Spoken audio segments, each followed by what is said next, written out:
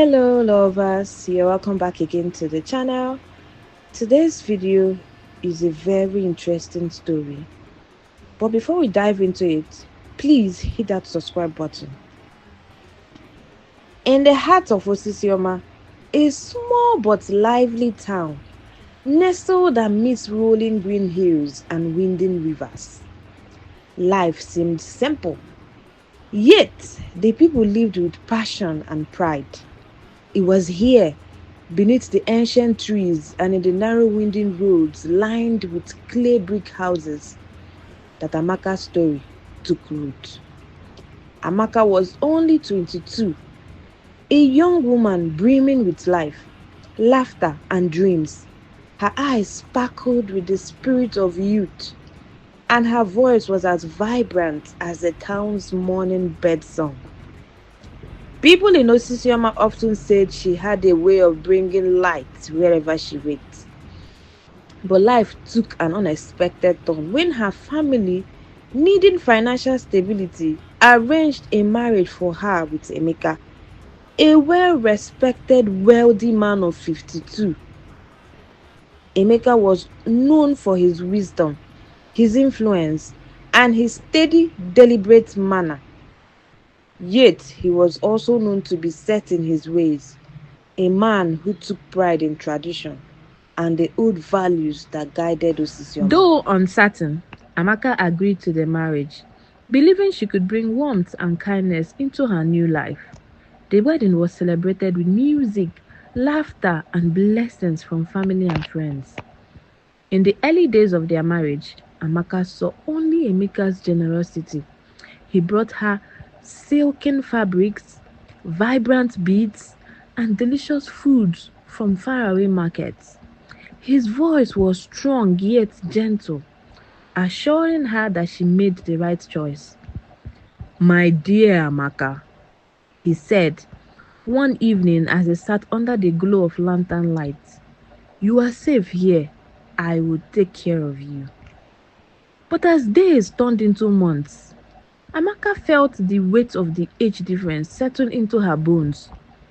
Emeka's days were orderly, bound by routine and quiet reflections. He loved the stillness of evening, the wisdom of old stories, the rituals that bound them to the past. Amaka, however, yearned for adventure. She wanted to learn, to grow, to explore. She found herself restless and longing for conversations that Emeka rarely indulged. One night, as they sat by the fire, Amaka hesitated before speaking. "Emeka," she began, her voice soft but resolute. "I've been thinking. I would like to learn something new. Perhaps take up a craft or a trade." Emeka looked at her surprised. "Why? Why would you need that? You have everything here. You need only look after our home." His tone was gentle but firm. Amaka's heart sank, realizing he did not understand her yearning. In time, whispers began to drift through Osisioma. Some townsfolk were supportive, admiring the balance they struck as a couple. But others, especially women her age, saw her as trapped in a life meant for someone far older. They often spoke behind her back, speculating that Amaka had married for wealth, not love. These words, carried by the wind, found their way to Amaka's ears, stinging her pride. She kept her sorrows hidden. But one day, her sadness was too heavy to carry alone. She sought the counsel of Mama Nneka, an elder known for her wisdom. Mama Nneka welcomed Amaka into her humble, thatch-roofed home. Sitting cross-legged on a mat, the old woman looked at Amaka with a gaze both kind and piercing. "My child," Mama Nneka began, "in marriage, patience is the river that carves the mountain. But the river must also know where it flows. Speak openly and let your husband see your heart. He may be older, but even the oldest tree can learn from the wind." Bolstered by Mama Nneka's words, Amaka returned home that night with a new resolve. She began making small changes, seeking ways to bring joy into her life without disturbing Emeka's peace. She sang softly as she walked, tending to their home and finding contentment in small tasks. She even managed to carve on time for herself to read and learn, inviting friends over to share stories. Yet, whenever Emeka noticed her growing independence, he grew unsettled.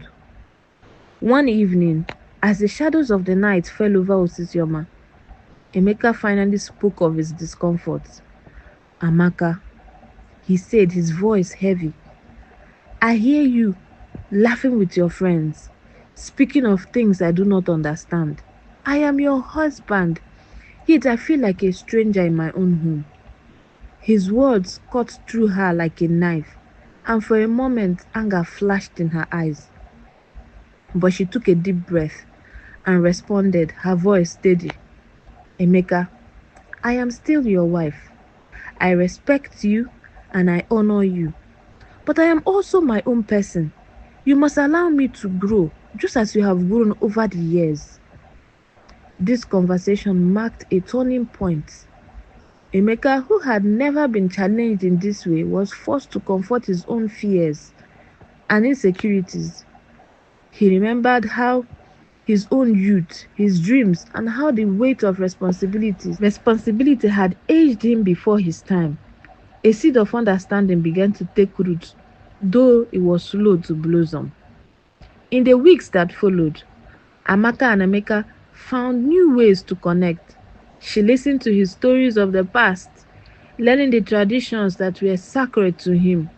In return, he made effort to understand her dreams, her ambitions.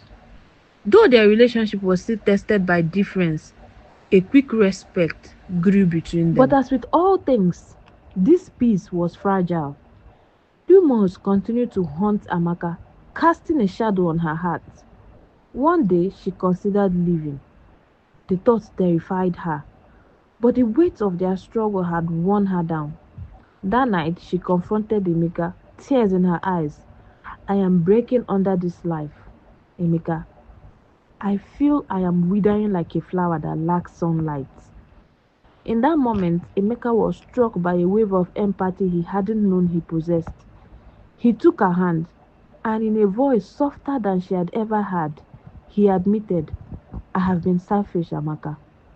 I fear that allowing you freedom would mean losing you. But I see now that love cannot grow in the shadows. They wept together that night, sharing their fears, dreams, and pain. Emeka promised to try to meet her halfway, while Amaka vowed to honor the life they had built together.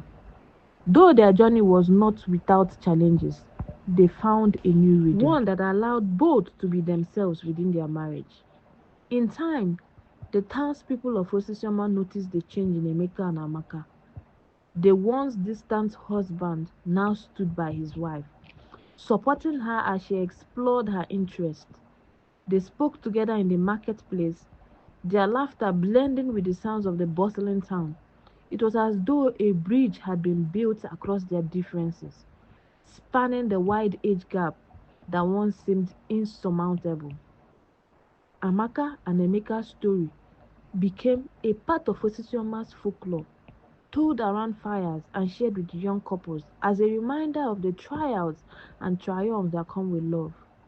Though they remained distinct in their ways, they learned to honor the river that carved its path through their lives, leaving both transformed by the journey they had undertaken together. Thank you so much for watching this video. I'll see you in my next video.